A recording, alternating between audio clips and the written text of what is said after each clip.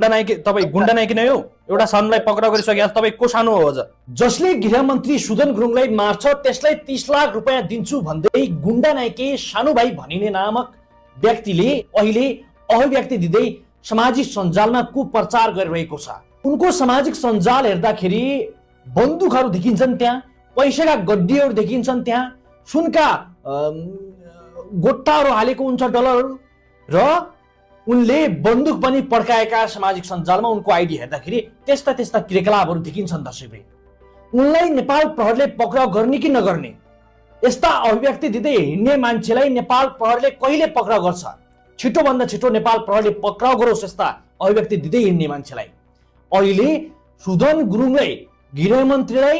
हत्या गर्ने गोली ठोक्नेलाई म 30 लाख रुपैयाँ दिन्छु भन्दै सानु भाइ भनिने एउटा गुण्डा शैलीमा उनले